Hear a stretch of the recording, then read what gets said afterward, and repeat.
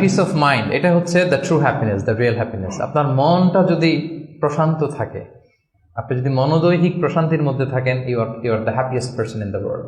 আপনি সুখী, মহাসুখী আপনি।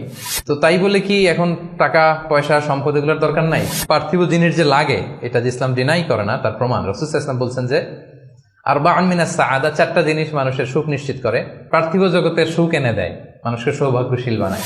তার মানে ইসলাম এটা নিষেধ করে নাই। কিন্তু দ্য পয়েন্ট ইজ হেয়ার, এই চারটার মধ্যে থেকে রাসূল সাল্লাল্লাহু আলাইহি ওয়াসাল্লামের জীবনে আসলে কয়টা ছিল?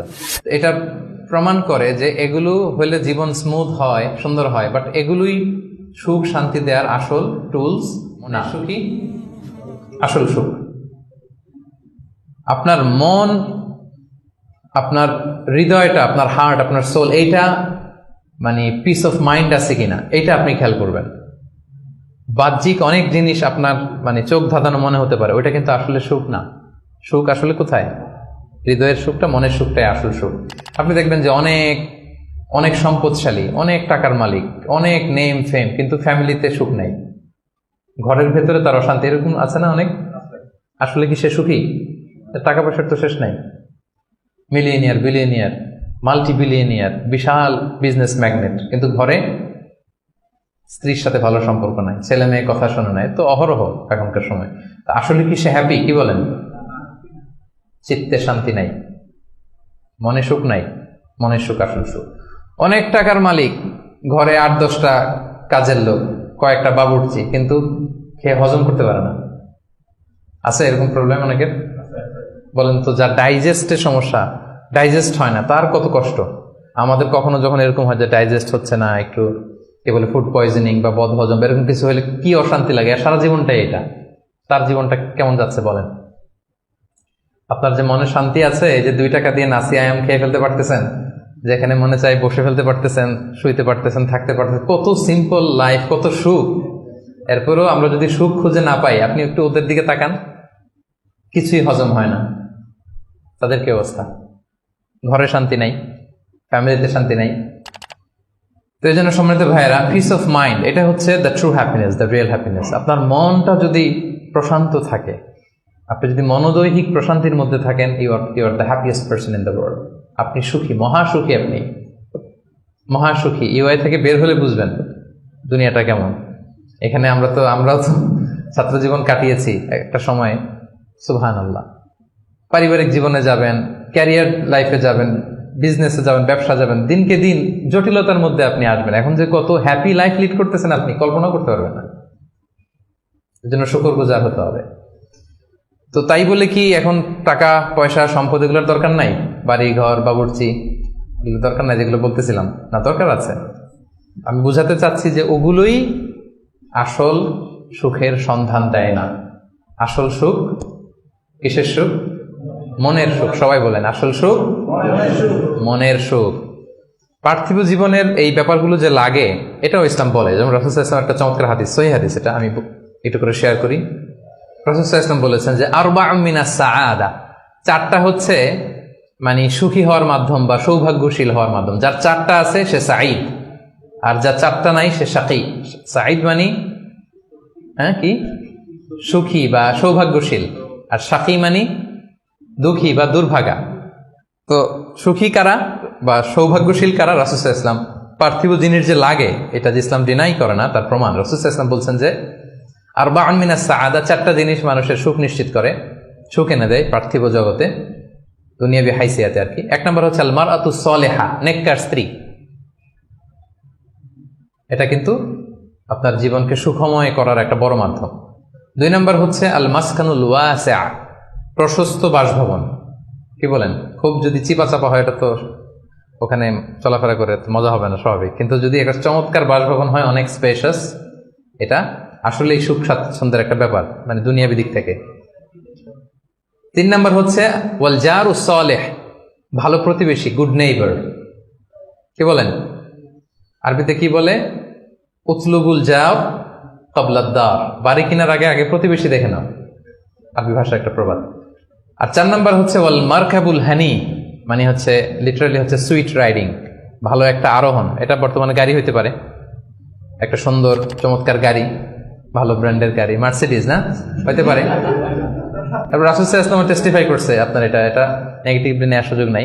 হ্যাঁ, এটা দুনিয়াবী দিক থেকে তো অবশ্যই একটা সুখের মাধ্যম, মার্সিডিজ বেঞ্জ হতে পারে। অথবা রাসূল সাল্লাল্লাহু আলাইহি ওয়াসাল্লামের সময় ছিল যে কোনো আরোহণ, ভালো ঘোড়া, তেজস্বী ঘোড়া, উট, হ্যাঁ এগুলো। তাহলে এই চারটা হচ্ছে আরবাউম মিনাস সাআদা। এই চারটা জিনিস পার্থিব জগতের সুখ এনে দেয়, মানুষকে সৌভাগ্যশীল বানায়। তার মানে ইসলাম এটা নিষেধ করে নাই। কিন্তু দ্য পয়েন্ট ইজ হেয়ার, রাসূল সাল্লাল্লাহু আলাইহি ওয়াসাল্লামের জীবনে কয়টা ছিল বলেন? এই চারটার মধ্যে থেকে রাসূল সাল্লাল্লাহু আলাইহি ওয়াসাল্লামের জীবনে আসলে কয়টা ছিল? শুধু এক নম্বরটাই ছিল। যদি আপনি মানে একেবারে সঠিকভাবে চিন্তা করে দেখেন, এই চারটা জিনিস থাকলে যে জীবনটা খুব স্মুথ হয়, রাসূল সাল্লাল্লাহু আলাইহি ওয়াসাল্লাম বলছেন কথা ঠিক, কিন্তু উনার কয়টা ছিল? একটাই ভালো মতো ছিল। সেটা কি? নেককার স্ত্রী, আল মারআতুস সালিহা, এটা ছিল। 2 নম্বরে আসেন আল মাসকানুল ওয়াসি, তো মোটেও ছিল না।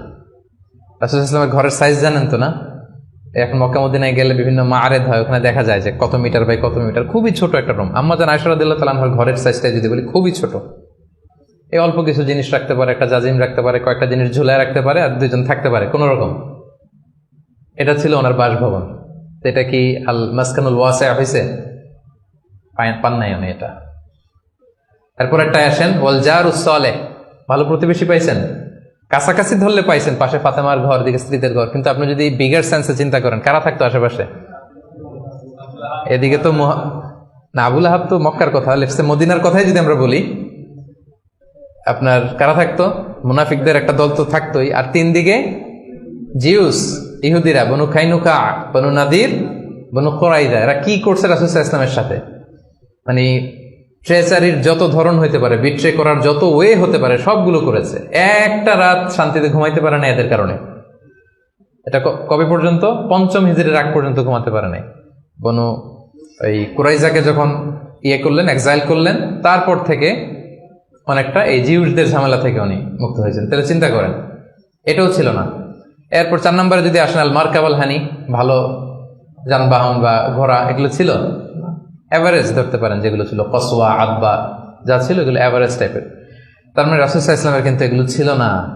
এটা প্রমাণ করে যে এগুলো হইলে জীবন স্মুথ হয়, সুন্দর হয়, বাট এগুলোই সুখ শান্তি দেওয়ার আসল টুলস না। আসল সুখ বলেন না একটু সবাই, আসল সুখ মনের সুখ। এটা খেয়াল রাখতে হবে। এটা আমি কোত্থেকে নিয়েছি? এটা হাদিস থেকে নিয়েছি। এই যে রাসূল সাল্লাল্লাহু আলাইহি ওয়াসাল্লাম বলছে যে লাইসাল গিনা আন কাসরাতিল আরাব, অনেক সম্পদ থাকলে এটাই অন্তরের মজা, শান্তি, প্রাচুর্যতা না। ওয়ালাকিন্নাল গিনা গিনান নাফস, মূল সুখ হচ্ছে অন্তরের সুখ, মূল ধনাঢ্যতা হচ্ছে অন্তরের ধনাঢ্যতা। আপনার অন্তর হ্যাপি তো সব হ্যাপি। আপনি না খেয়ে, সামান্য খেয়েও, আপনি ছোট্ট ঘরের ভিতরে আপনি সুখ আর সুখ, এরকম ফ্যামিলি আছে না? আপনারা কি মনে করেন যে রিক্সাওয়ালার যে বস্তির ভেতরে কুড়ে ঘরে কোনো সুখ নাই? কথা বলেন, আছে না? আছে। এদেরকেও আল্লাহ সুখের সন্ধান দিয়েছেন। তো নট নেসেসারি যে আপনার টাকা পয়সা এগুলো হইলেই সুখ হবে না। আরেকটা হাদিস আমি ইবনে মাজাহ থেকে একটু শোনাই, খুব চমৎকার হাদিস। হাদিসটা সুনান ইবনে মাজাহ এসেছে, মান কানাতিদ দুনিয়া হাম্মাহু ফারাকাল্লাহু আলাইহি আমরাহু ওয়া জাআলা ফাকরাহু বাইনা আইনাই। লম্বা হাদিস, আমি অর্থটা বলি। হাদিসটা একটু খেয়াল করেন আমার সাথে। রাসূল সাল্লাল্লাহু আলাইহি ওয়াসাল্লাম বলেছেন, পার্থিব চিন্তা যাকে মোহগ্রস্ত করবে, মানে যে দুনিয়া নিয়ে পেরেশান, তার কি হবে দেখেন? তার কাজকর্মে আল্লাহ তাআলা অস্থিরতা ঢেলে দিবেন, সে অস্থির হবে। দারিদ্রতা হবে তার নিত্য সঙ্গী, এবং এই পার্থিব স্বার্থ সে ততটুকুই পাবে যতটুকু তার তাকদিরে লেখা আছে, এর বেশি পাবে? অস্থির যদি হন, আপনি পেরেশান হন, যত পেরেশান হন, আপনার তাকদিরে যা লেখা তার চেয়ে 1 ইঞ্চিও বেশি পাওয়া যাবে নাকি? যাবে না। আর যার উদ্দেশ্য হবে আখিরাত, আল্লাহ তার সবকিছু স্মুথ করে দিবেন, সুবহানাল্লাহ। তার অন্তরকে আল্লাহ তাআলা ঐশ্বর্যমণ্ডিত করে দিবেন। এই যেটা বলতেছিলাম যে ফাইনাল গিনা গিনান নাফস, অন্তরের সুখ, হৃদয়ের সুখী আসল সুখ, অন্তরের সুখী আসল সুখ। এবং দুনিয়া স্বয়ং তার সামনে এসে হাজির হবে। যার চিন্তা হচ্ছে আখিরাত নিয়ে, দুনিয়া আপনাতে এসে ধরা দিবে। তো এই জন্য হৃদয়ের সুখটা, এটা যে আসল সুখ, এটা যেন আমরা ফিল করি, এটা এনশিওর করার ট্রাই করতে হবে। আপনি এইটা না করে অন্যদিকে যদি বেশি ছুটেন, আপনার অস্থিরতা কমবে না। এটা আপনাকে